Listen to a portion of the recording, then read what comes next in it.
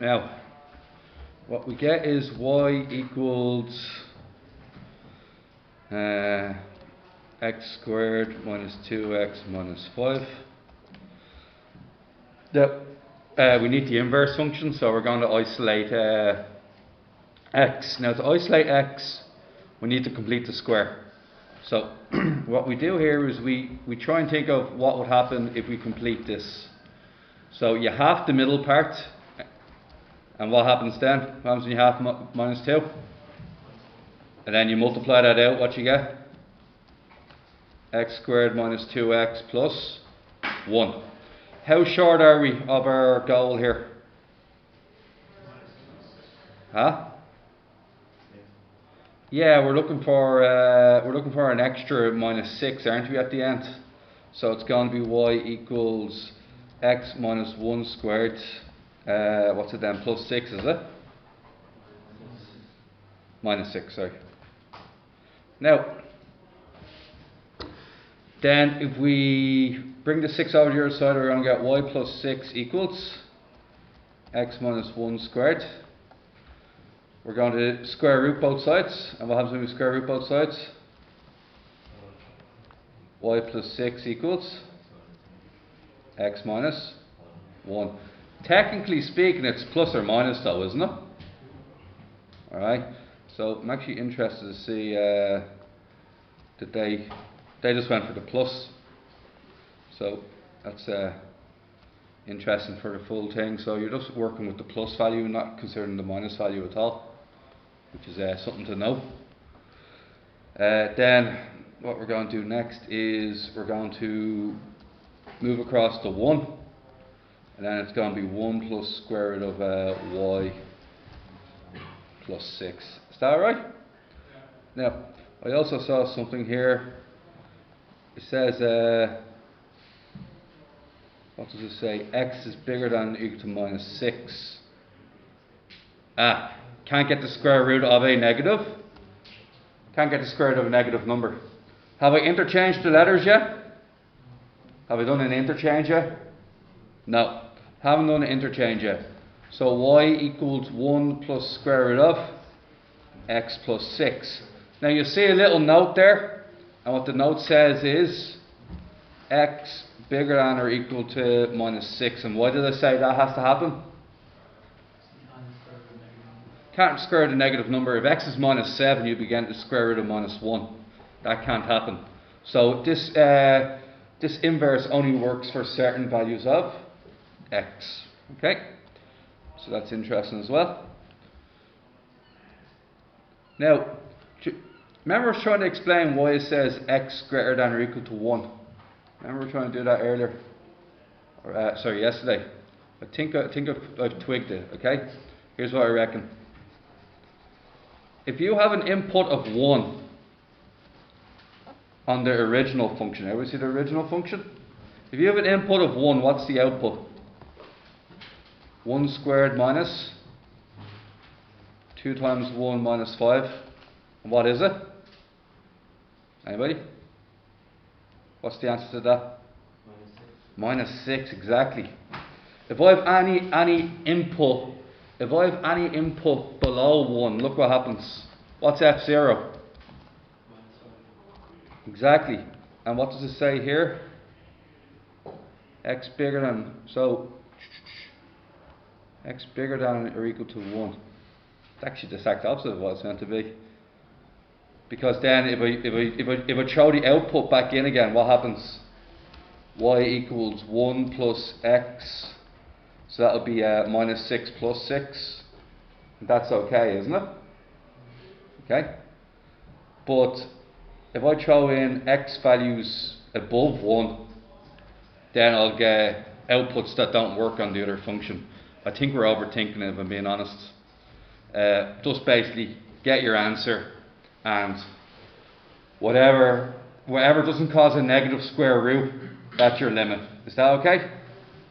Now, is that all it wants from me? Yeah, that's all it wants, and you're done.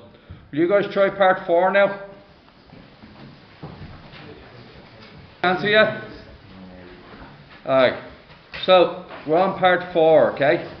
And once again, it specifies it has to be bigger than minus 4. We're not going to worry too much about that. It doesn't stop us from doing it, okay? So what we're going to do here is we're going to say it's y equals x squared plus 8x plus 20. I'm going to look at the middle part, and what am I going to do? X plus 4 squared. Is that alright? Because you're meant to be completing the square. When I multiply that out, I'm going to get x squared plus 8x plus 16. How far short am I? An extra 4. Is that right? So the extra 4 is what I'm short, alright? So, sorry. Now next thing we're going to do is we're going to intercheck, we're going to get x on its own. So in order to do that, we're going to get y minus 4 equals x plus 4 squared. We're going to square root both sides, and we're only going to take the positive value into consideration. Is that alright? Only the positive. So what we're going to get is square root of y minus 4 equals x plus 4. Then we're going to what's that word? Bring the 4 over the other side. Have I interchanged the variables yet? No? So what am I going to say now? Y equals, actually I'll put over this side, y equals what? Yeah. How would you check your answer really quickly? What would be the quickest way to check your answer? Sub in 0 even. What happens if you sub in 0?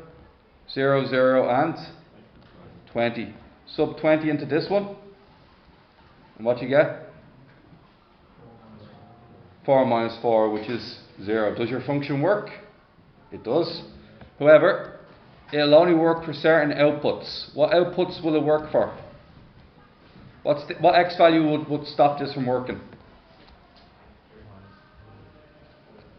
X would have to be bigger than or equal to 4. Any smaller value would cause a negative square root, and it just wouldn't work, would it? Now technically, yeah, that's for the inverse function. Any input would have to be bigger than or equal to 4. Anybody get it before me? Alright, we're good. Alright. For tonight, 17 parts 1 and 3 for later on. Now, let's read question 19 really quickly. Shh. Alright. What does this mean again? This part here. What does this mean? If I said f n to z, what would that mean? Ask us, play engineer. What would f n to z mean? Input is natural numbers. Output is integers. Domain is natural numbers. Range or codomain is, the range is integers. Is that okay? So, what does this mean for this question then? A is a what? A is the domain, and R is the range. What values are you not allowed? What values of x are you not allowed? Anybody? Anything bigger than 3. Anything bigger than 3 will cause a negative square root. Does that make sense? So your range can be written as minus infinity to 3. What does that mean? Anything below 3. It could be written as x smaller than or equal to 3, x element of, or anything below 3 is perfect. Less than or equal to 3 is perfect. That's your answer. That's that question done. Highly disappointing. Okay? Now, question 20. I just have the solution here. Okay, because I found it quite tricky. Found the language tricky. Didn't really know what to do with it, so looked it up. Alright? So, here we go.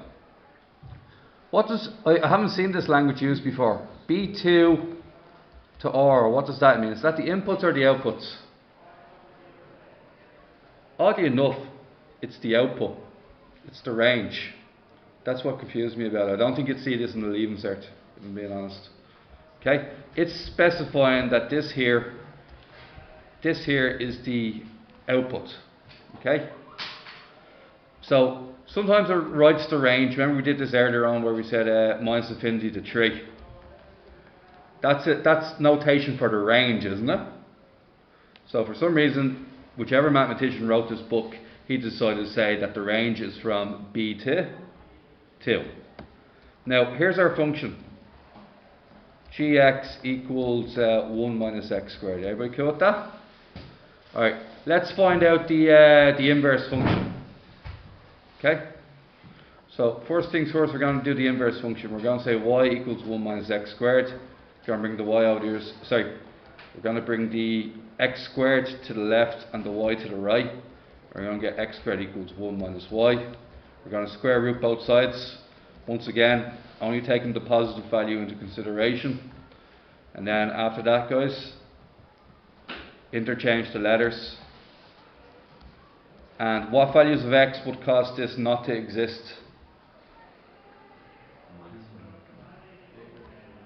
Huh? Yeah. Now we might just change it to g inverse x. So this is the inverse function. And it's 1 minus x, and x is smaller than or equal to 1. I still haven't found out what b is yet, have I? B. B is the smallest value I'm allowed. So what does that mean? What x value would give you the smallest value you're allowed? 1. What happens if you plug in x equals 1 here? The output is 0. So that means the lowest value you can have on your range would be 0. And the highest value we already know is 2. Okay? What values cause this to happen? What causes the value of 0? 1. What causes a value of 2? Oh, I did this the wrong way around. What causes a value of 0 would be 1. What causes a value of 2? What happens if you solve in minus 3? Minus 3 will get you 4. Root 4, 2. So minus 3 less than or equal to x less than or equal to 1, x element, or that would be my domain. You're allowed any values between minus 3 and 1, because this results in an output of 0 and 2. I've viewed a good few leaving cert papers and I've never seen it presented like that in my life. So I'd be very surprised if you see it presented like that again, if I'm being honest. Is that alright? Just exposing you to it anyway, just in case. Alright, that's the end of that exercise.